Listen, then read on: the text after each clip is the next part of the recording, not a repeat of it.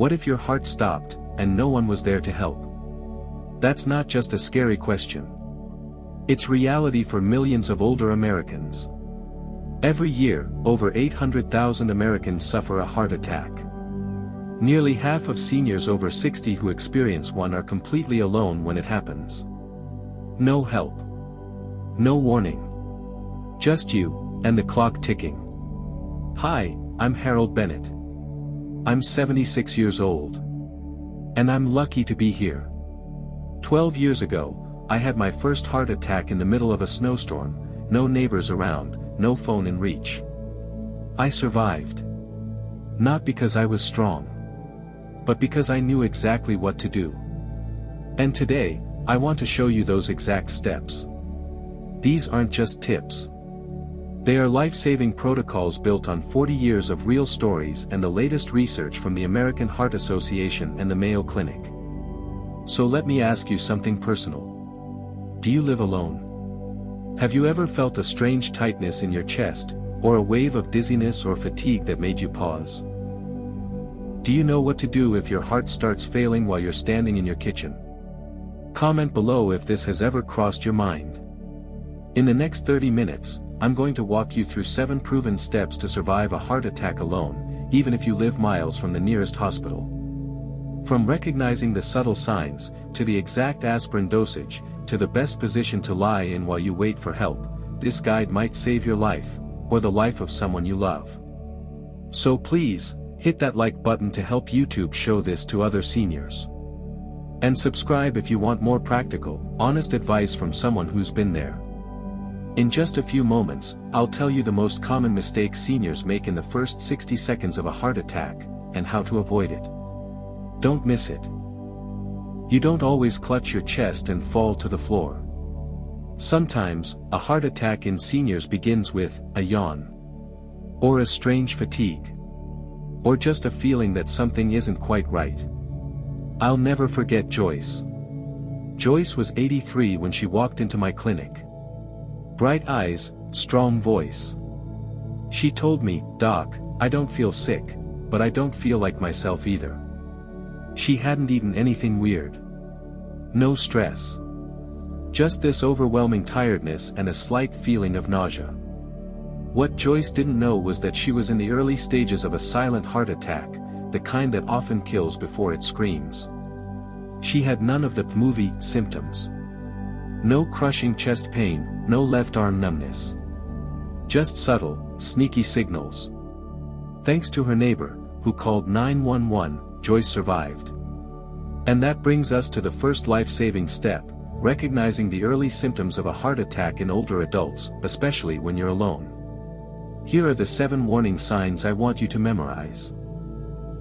Because if you ever feel more than one of these at the same time, your heart might be trying to talk to you. Unusual fatigue, sudden, deep exhaustion that hits out of nowhere. Not tired from yard work, this feels like your energy's been stolen. Shortness of breath, even while sitting still. If walking to your mailbox feels like climbing a mountain, take it seriously. Cold, clammy sweating, the kind that makes you shiver when it's warm. Nausea or indigestion, especially if it feels off or unfamiliar. Lightheadedness or confusion, often mistaken for age or dehydration. Pain in your neck, jaw, back, or either arm, not just the left. Sleep disturbances, waking up feeling anxious, panicked, or with pressure in your chest days before an actual event. Did you know that women over 60 are more likely to experience these non-classic symptoms than men? That's why we lose so many mothers, grandmothers, sisters, who just didn't recognize what was happening. If you've ever felt one or more of these, drop a comment and tell me your story. Let's help others recognize the signs. In the next segment, I'll share a fatal mistake many make after feeling these signs, and it starts with thinking, maybe I'll just rest for a bit. Don't miss this. The most dangerous words you can say during a heart attack. Let me just lie down for a bit, maybe it'll pass. Those were the last words Anthony ever said to me. Anthony, a strong-willed 76-year-old veteran, felt a strange tightness in his chest one morning. Instead of calling for help, he drove himself to the hospital. Halfway there, he passed out, crashed, and suffered a massive heart attack alone in his car. He survived, but barely. And he told me later, "Doc, that was the stupidest decision of my life." So let me be clear with you, if you're over 60, and you feel the warning signs of a heart attack, don't wait. Don't drive. Don't call your daughter first. Call 911. Immediately. Why is this so critical? First, every minute during a heart attack means more damage to your heart. High blood pressure, blocked arteries, and stress combine to starve your heart of oxygen. And that damage can be permanent. Second, modern ambulances are mobile emergency rooms. Paramedics can start treatment the moment they arrive: oxygen, aspirin, EKGs, even CPR if needed. They also call ahead so the hospital is ready. Third, if you drive and collapse behind the wheel, you're not only putting your life at risk, you're risking others on the road. Let me tell you what to do instead, step by step. Stop what you're doing and sit or lie in a stable, supported position. Call 911.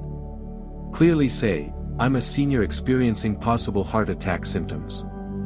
Unlock your front door if possible. Emergency responders must get in, even if you pass out. If you have a medical alert device, press it now. It can help notify even faster. Keep calm. Begin slow breathing. More on that coming up. Comment below, do you live alone? Do you have a plan if something like this happens? Sharing your story might help someone else prepare. Next, I'll show you how to take aspirin correctly, and the one mistake that makes it almost useless in an emergency. You won't want to miss that. Imagine this, you're alone, experiencing symptoms of a heart attack. Do you know the best position to increase your chances of survival? In such critical moments, your body's position can significantly impact your heart's workload and oxygen flow. According to Johns Hopkins Aramco Healthcare, lying on your back and raising your legs can open up the diaphragm, making it easier to breathe and supply oxygen to your blood. Key positions. High Fowler's position. If you're experiencing shortness of breath, sit upright with your back supported and knees either bent or straight.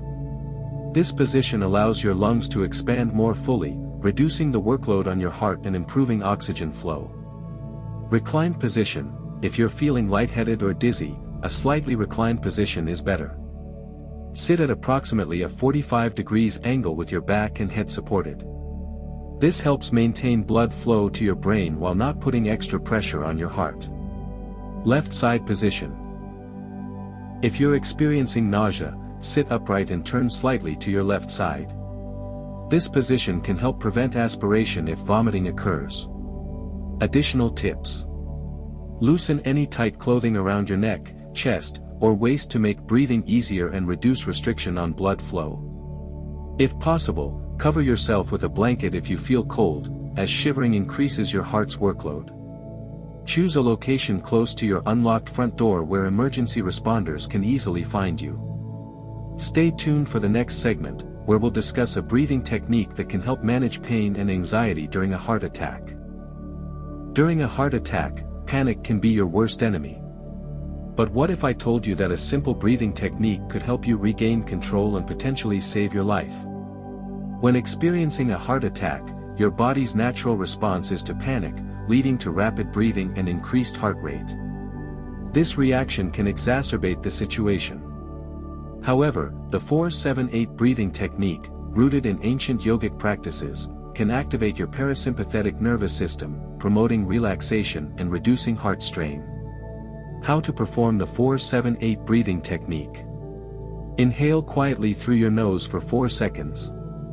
Hold your breath for 7 seconds. Exhale forcefully through your mouth for 8 seconds, making a whoosh sound. Repeat the cycle up to 4 times. This technique can help lower blood pressure, reduce anxiety, and improve heart rate variability. Stay tuned for the next segment, where we'll discuss a controversial but potentially life-saving technique you should only use in specific circumstances when experiencing a heart attack alone. You've probably heard it: if you're having a heart attack alone, just cough vigorously to save yourself. But is this advice life-saving or life-threatening? The idea of cough CPR has circulated widely, suggesting that forceful coughing can maintain blood flow during a heart attack. However, medical experts, including the American Heart Association, have debunked this myth. Cough CPR might have a role in specific medical settings, such as during certain arrhythmias under professional supervision. But for someone experiencing a heart attack alone, relying on this technique can be dangerous. What should you do instead? Call emergency services immediately. At the first sign of a heart attack, dial emergency services without delay. Chew and swallow aspirin. If not allergic, chew a standard 325 mg aspirin to help prevent blood clotting. Stay calm and rest. Sit or lie down in a comfortable position, loosen tight clothing, and focus on slow, deep breaths. In the next segment, we'll discuss how to prepare for emergencies, ensuring you're never caught off guard. Imagine this: you're alone, experiencing symptoms of a heart attack. Do you have a plan in place to ensure your survival? Preparation is key to surviving a heart attack when alone. According to the American Red Cross, creating an emergency plan tailored to your needs can make all the difference. Steps to prepare. Emergency contact list. Compile a list of emergency contacts, including family, friends, and healthcare providers. Keep this list accessible. Medical information. Document your medical conditions, medications, allergies, and doctor's contact information. Store copies in your wallet and emergency kit. Emergency kit. Assemble a kit with essentials, a 3-day supply of medications, water, non-perishable food, flashlight, batteries, and a first aid kit. Home accessibility. Install a lockbox with a spare key outside your home. Share the code with trusted individuals and emergency services. Medical alert systems. Consider wearing a medical ID bracelet or pendant that lists your medical conditions and emergency contacts. In our final segment, we'll recap all 7 life-saving steps and provide a downloadable checklist to help you stay prepared. Most people think surviving a heart attack is about luck. It's not. It's about being ready. You wouldn't wait for a fire to learn how to use an extinguisher, so don't wait for your heart to fail before you learn how to respond. That's why I want you to create your heart attack action plan today, just like Richard, who survived alone because he had a plan. Your plan should include 1. A medical info card with your name, age, medications, allergies, doctor's contact, and emergency numbers. Keep one in your wallet, another on your fridge. 2. Keep aspirin in easy-to-reach places, bedside table, kitchen, car, purse. 3. Set IC contacts in your phone for paramedics. 4. If you live alone, get a medical alert device.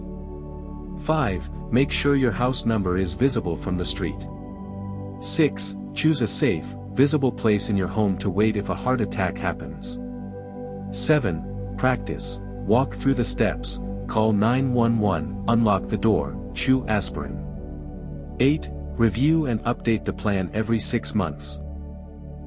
Have you built your plan yet? Comment below. This isn't fear. This is power. When you prepare, you lead, not panic. That mindset could be the difference between survival and tragedy. If this video helped you, like it, share it, and subscribe for more life-saving tips for seniors. You never know whose life you might save. Until next time, stay ready, stay strong, and never underestimate the heart of someone prepared.